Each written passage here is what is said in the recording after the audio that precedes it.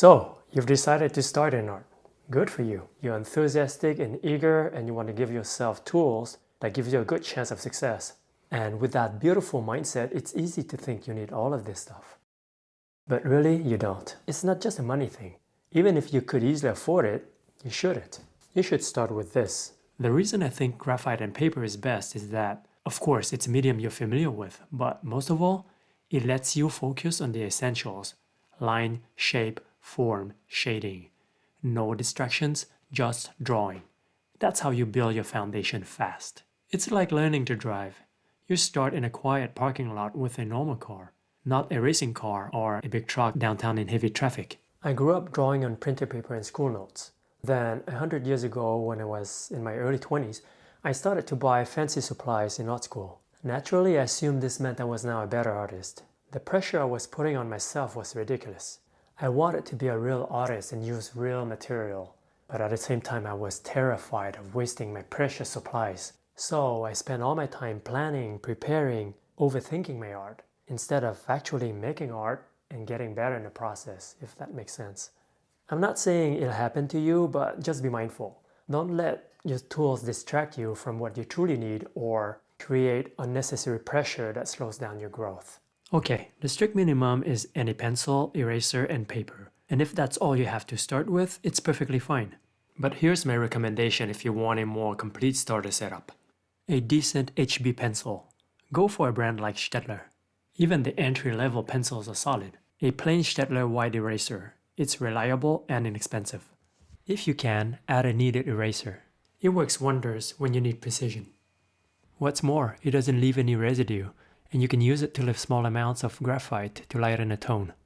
A pencil sharpener, or even better, the awful 9mm utility knife. It lets you expose a longer section of the lead, giving you a flatter angle of contact with the paper. That simple trick unlocks a wider variety of strokes. Plus, you waste less of your pencil since you don't have to sharpen as often. A basic sketchbook. It's better than printer paper because it helps you keep your work organized. My personal preference is the Strathmore 200 series. It has a fine-toothed surface and allows for smooth lines. And what's even better is that it's the entry-level option, so it's cheaper. The optimal size for me is around 9 by 12 inches. Smaller sketch pads make your hand rest on the edges, which makes clean lines harder. They're also too small to engage your whole arm in your mark making. And because of that, you'll probably develop or reinforce the bad habit of drawing only with your wrist, resulting in scratchy line work. And you don't want that. On the other hand, bigger sketch pads are bulkier, and the large surface can feel intimidating. When I draw, I don't hesitate to fold a sketchbook like this, so only a few sheets are under my hand. That gives me a flat surface to rest my forearm on. And if I want to draw on the back of the sheet, I simply rotate the pad 180 degrees. Optional, a softer pencil between 2B and 4B. It gives you a darker shading and more depth. Optional, blending stumps. They're super handy for shading and creating depth, and I even draw with them when they're loaded.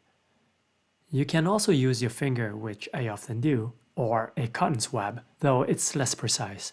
That brings us to around $25 for the basic kit and also $25 for the optional items. And that's it, material you can mess without fear. Sticking to these basics has huge advantages. It's cheap and accessible.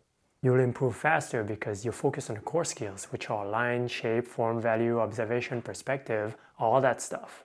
There's no pressure. You're free to experiment, fail, and move on.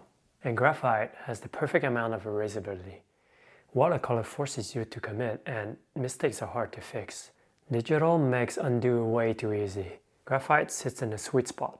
You can erase, but you still have to build confidence in your marks, and you want that confidence. Beyond that, pencil on paper just feels good. It's comfortable, it's meditative, it's stress-free. Unlike watercolor where you're racing against drying paint, graphite allows you to slow down and focus. Start small. Draw for fun, but also practice intentionally. Work on proportion, shading, perspective, all of that. That balance of fun and discipline helps you improve fast. Later, when you move on to ink, paint, or digital, you'll already have strong fundamentals. Most great artists started right here with pencil and paper. So, keep it simple. Draw a lot. And don't underestimate this simple kit. It can carry you further than you might expect.